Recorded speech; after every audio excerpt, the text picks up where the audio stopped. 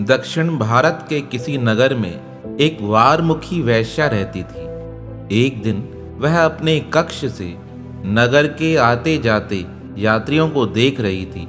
तभी उसका ध्यान एक पीपल के पेड़ पर गया जो उसके घर के बिल्कुल समीप था। उसने देखा उस पीपल के पेड़ के नीचे कुछ महापुरुष आकर ठहरे हैं।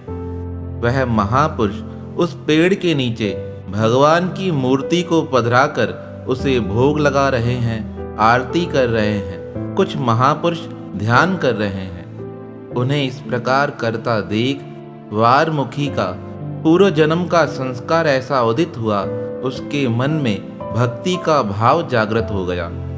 तब वारमुखी अपने जीवन को धिक्कारते हुए कहने लगी, मेरा जीवन कितना पापमय है। मैंने निरंतर अपने जीवन में पाप ही पाप अर्जित किए हैं और यह महापुरुष किस प्रकार परमात्मा का ध्यान कर रहे हैं। उसके मन में विचार उठा, आज मैं महापुरुषों को अपने हाथ से भोजन बनाकर खिलाऊं। पर फिर सोचने लगी, मैं तो अपवित्र हूँ, मेरा भोजन महापुरुष किस प्रकार स्वीकार करेंगे। तो उसने सोचा, भोजन तो नहीं पर मैं धन की व्यवस्था अवश्य कर सकती हूँ। उसने अपनी नौकरानी को बुलाकर कहा, चांदी का थाल लेकर आओ। नौकरानी चांदी का थाल लेकर आई। वारमुखी वैश्या ने उस चांदी के थाल में अपने बहुत सारे आभूषण भर दिए, सोने की कुछ अशर्फियां डाल दी। वह चांदी का थाल सोने के आभूषणों से भरकर वह संतों के पास गई। वह महापुरुष तो भगवान की सेवा में लगे हुए थे। वारमुखी उनके नजदीक जाकर कहने लगी, हे महापुरुषों, मेरी यह भेंट स्वीकार करो। तब संतों ने जब उस थाल को देखा तब एक महापुरुष पूछने लगे, आप कौन हो और इतना धन क्यों लेकर आई हो। तब वारमुखी वैश्या रोते हुए कहने लगी, मुझसे मेरा परिचय न पूछो, मैं अपना परिचय देने में समर्थ नहीं हूँ। आप मेरा परिचय सुनोगे तो मेरा त्याग कर दोगे। तब किसी अन्य महापुरुष ने कहा, संतों से झूठ नहीं कहते, जैसा हो बता दो।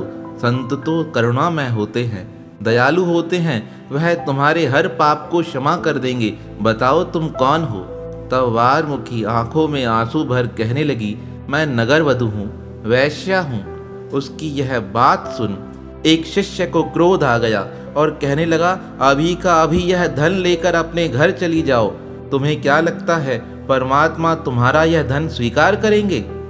तो वारमुखी रोते हुए कहने लगी, संत तो दयालु होते हैं, वह तो हर किसी को स्वीकार कर लेते हैं। आप अगर मेरा यह धन स्वीकार कर लेंगे तो मुझे ऐसा प्रतीत होगा भगवान ने मेरी सेवा स्वीकार कर ली।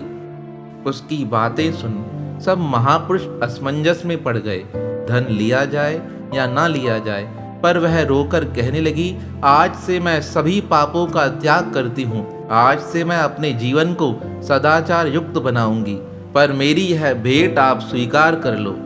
कुछ संत कहने लगे, हम इस पाप में धन को स्वीकार नहीं कर सकते हैं।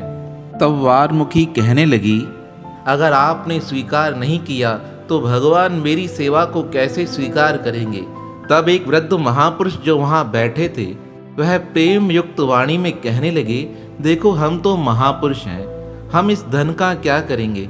तुम यह सारा धन लेकर भगवान रंगनाथ के लिए एक सुंदर सा मुकुट बना दो, वह भगवान तुम्हारा मुकुट अवश्य स्वीकार करेंगे। तब वारमुखी आंखों में आंसू लाकर कहने लगी, हे महापुरुष, आप मेरा धन स्वीकार करते नहीं हो और भगवान मेरा मुकुट स्वीकार करेंगे।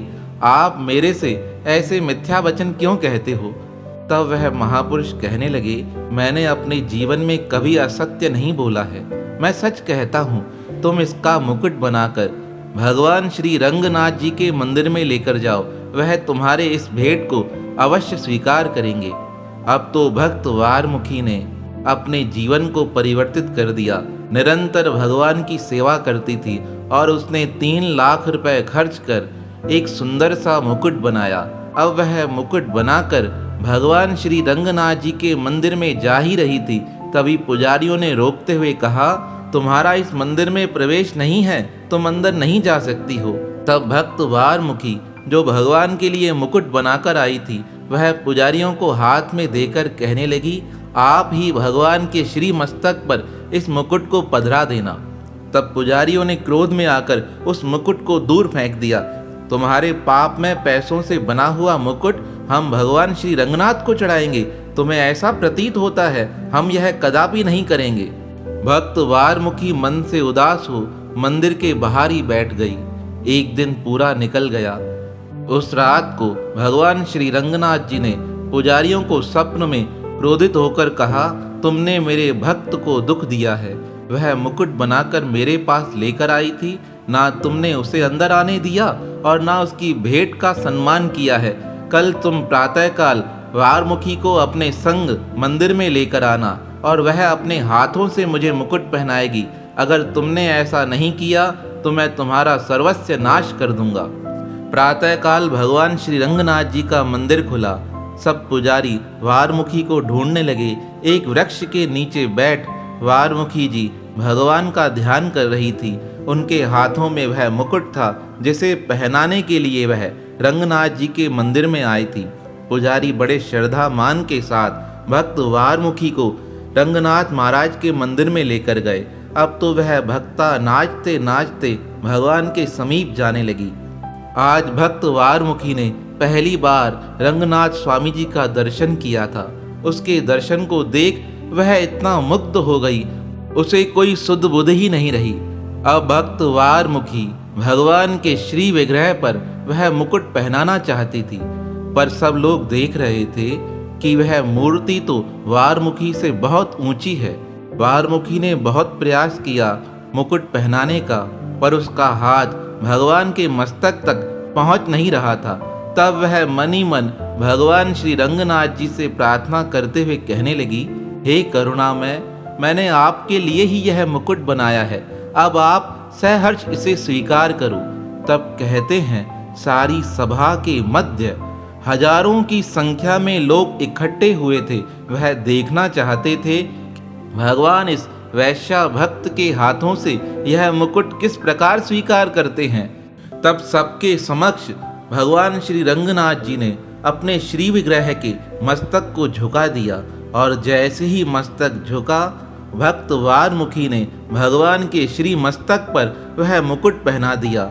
बड़ी संख्या में जो लोग एकत्रित हुए थे वह देखकर हैरान हो गए कि भक्त वारमुखी के लिए भगवान श्री रंगनाथ की मूर्ति ने अपना मस्तक झुका दिया है। अब तो वह बड़े प्रेम से भक्त वारमुखी की जय जयकार करने लगे।